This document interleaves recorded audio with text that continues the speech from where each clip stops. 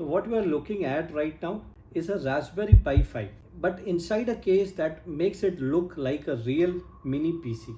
Now this is the Pironman 5 Max by this company called SunFounder, and over the last couple of days I have built it from scratch, set it up and got it fully running. In this video I'm going to show you everything. The components inside this, how I installed the operating system onto it, and then how I migrated it into an NVMe SSD. And then finally how I got the Pironman software running inside this little piece with all this RGB goodness that you are seeing right now. With that said, let's get into it. At the heart of everything, the Raspberry Pi 5, the most powerful Pi ever made, and the very first to have a proper PCIe interface, which is what makes everything else in this build possible. Now, this is the dual NVMe PIP board, and this is seriously impressive. It uses a PCIe Gen 2 switch to give you two M2 M key slots, which supports most of the drives. You can now run two SSDs simultaneously or swap one out for an AI accelerator. It is fully compatible with the Hailo chips, so this thing can run serious edge AI workloads right from your desk. Now, cooling is where Pironman 5 Max really stands out. You get a tower cooler with a dedicated CPU fan, plus two additional GPIO controlled fans. The result? Well, under 100% load in a 25 degrees room, the Pi sits at just 39 degrees Celsius. That is remarkable for a device this size. Well, and for storage, I'm using a Lexar NM620, 1TB PCIe Gen 3 NVMe SSD. This is fast, reliable, and more than enough space for everything I'm planning to run on this machine. Alright, so now let's get the software part sorted. First thing, we would need to flash the Raspberry Pi OS onto an SD card. I'm using this SD card adapter, which has got this tiny 16 GB of storage, and I'm going to use this for flashing the operating system onto this. Now open Raspberry Pi Imager, select your device, select the OS, then select your media, then enter your host name. I'm going to stick with Raspberry Pi. Hit next. Choose the city, time zone and everything else over here. Hit next. Then choose your username and your password and hit next. Then for your Wi-Fi, choose the Wi-Fi name and the password so that when you connect to your Pi, able to pick up your network. Then I would say that you should enable this SSH over here and use password authentication, or you could also use public key. But for now, let's just stick with the password authentication. Hit next. I would highly recommend that you enable this Raspberry Pi Connect. Now there's a separate video I've done on Raspberry Pi Connect. I will link it in the description. You can watch that. Okay. Now over here, it will need this authentication token. So you'll have to click on this Open Raspberry Pi Connect. Now once you are in, you will have to sign in, create auth, and this will launch your imager again, and it will get the authentication token over here. Then hit next and write. Now this will take around 5 to 10 minutes. Now, because we have enabled SSH and also the Raspberry Pi Connect, we would not be requiring a physical keyboard and a mouse and a monitor when we first boot our Raspberry Pi, and we'll have a look at that. Alright, so the write is complete and we can just hit finish. Okay, so now it's time to insert the SD card into the Raspberry Pi or the Pironman. Okay, so here we go, and let's give it some power supply. Alright, I can see the green light coming up on the Pi, and this might take a little while because it is going to boot the first time. Yes, I can see the light blinking now, and let me connect to my Raspberry Pi using the Raspberry Pi Connect. So you can come to this website called connect.raspberrypi.com, and then you will be able to go inside your device from here. Let me refresh it, and yes, I get this connect via screen sharing. Okay, so we are now inside the Raspberry Pi. Now a couple of things that we'll have to do over here. So first of all, let us open the terminal and let's run this command find. Okay, so now if you see over here, the storage or the device that my Raspberry Pi is using right now is the SD card, because of this thing that we are seeing over here.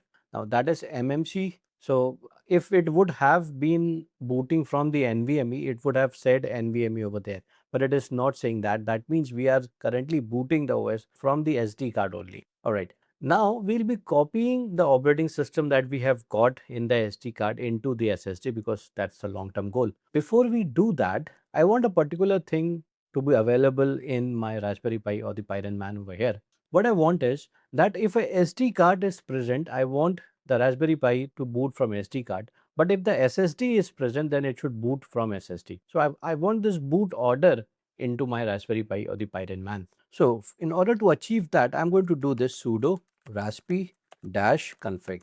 It needs my password.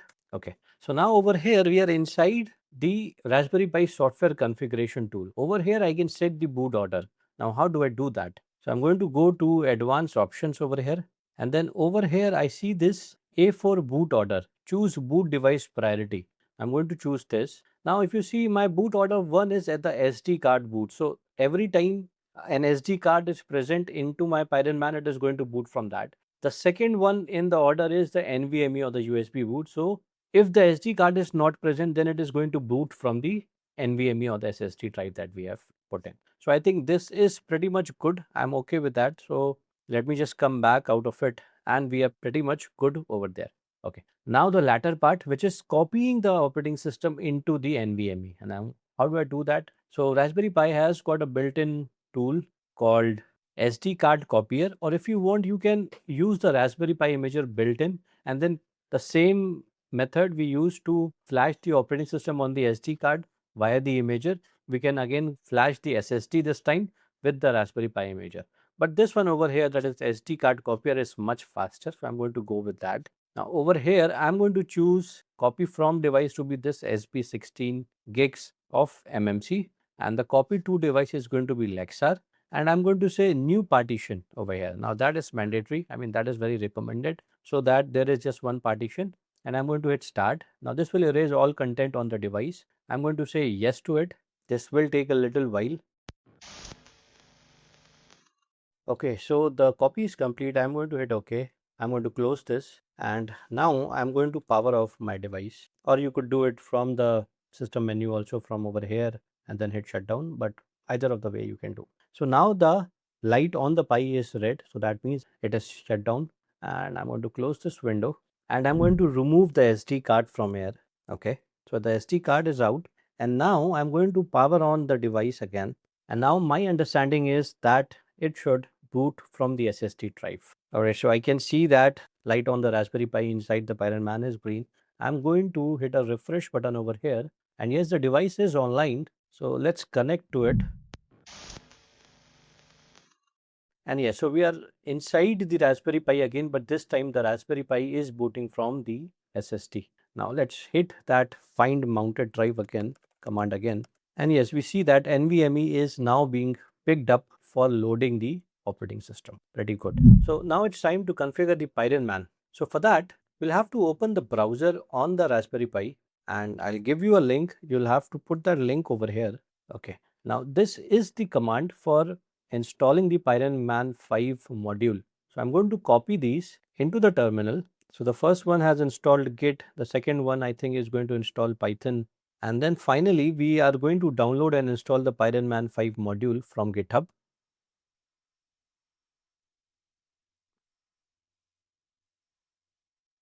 Hit enter. Alright, now it is asking me what is the model that I've got. I've got a Pironman 5 Max. I'm going to hit 3. Okay, so now it is downloading the source code from the GitHub. Okay, so the installation of Pironman 5 is complete, and it is asking if we want to reboot. I'm going to say Y to it. So now it is rebooting the device, and I could see something on the Pi. We have a green light blinking. Now let me reconnect. So it is taking some time. Okay, so I can see all the different RGBs glowing up on the Pironman, and just for you to see, I'm going to turn this so that I could show you what are the colors I'm seeing over here, and it is really looking awesome. Okay, so I'm inside this Raspberry Pi, or I'm going to say Pironman from now on, and I'm going to come back to my browser, open that documentation one more time, and this first page, and after running the installer, it says select your, okay, we have done this step. Okay, so briefly press the power button on the Pi to wake up the OLED or the switch OLED page. All right, let's do that. Now there's a small OLED screen over there, and I hope it is visible to you. And yes, I could see the different stats coming up now. And if I click it again, I can see my Wi-Fi's address and now the SD card or the SSD's stats. Okay, so all different cool things are happening on the Pironman 5 box now. Pretty awesome. What else can we do? Now this is how we can manage the service. This is the service we can restart it if something bad happens. And also there is supposed to be a dashboard, and if you want to address or access the dashboard, then you will have to go to this IP address and then 34001. So we would need the IP address of our Pi, and the IP address is, okay, so let's open HTTP. Let me paste the IP address and let's hit the port number.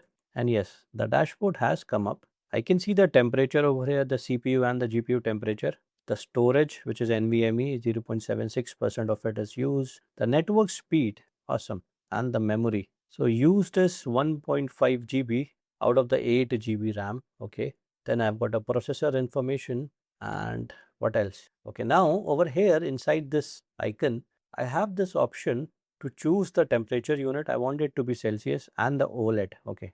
Now the OLED is enabled, OLED rotation, that's fine. OLED timeout, I can increase the timeout if I want. So let's see if I can make it like always on. That's even better.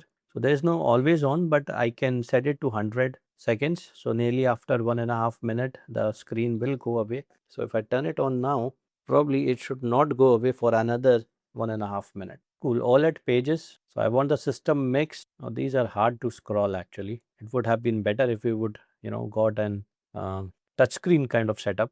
Okay, I don't want the IP address displays the IP address of the physical interface. Okay, okay, let it be for now. We'll change it later. Okay, cool. Let's cancel this and let's come to the RGB thing over here. And I'm going to say RGB brightness is 100%, and then the RGB style is there, which is set to breathing. I'm going to set it to flow, and let's see if we see any changes. So yes, I can see it. So the coloring pattern has now changed, and I hope the camera does the justice and you could also see it. RGB speed I can set, so they are even brighter now, I believe, and they're moving fast. Let's do it to rainbow. Yeah, there is a subtle change when I do that, but it's looking cool, and that's what matters right now. So let it be flow. Actually, when with the flow RGB style, the colors are more vibrant and noticeable. Okay, what else? RGB LEDs. Let's see how far we can go with this. Okay, so I think it keeps going. I'm going to set it to 10.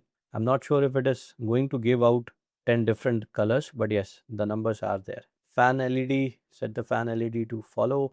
Okay, so if you look here, you would be able to see the fan LEDs pretty well. So the fan LEDs are glowing actually. The GPU IU fan mode, I want them to be on. Debug level, MAC address, IP address, reboot.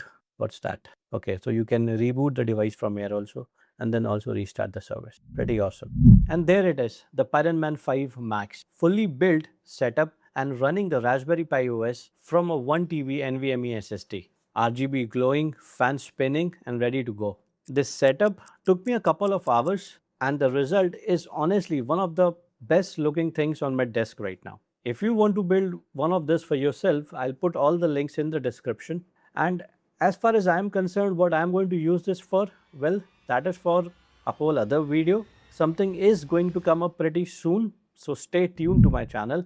If you found this useful, hit the like button, subscribe to what's coming next, and I'll see you in the next one.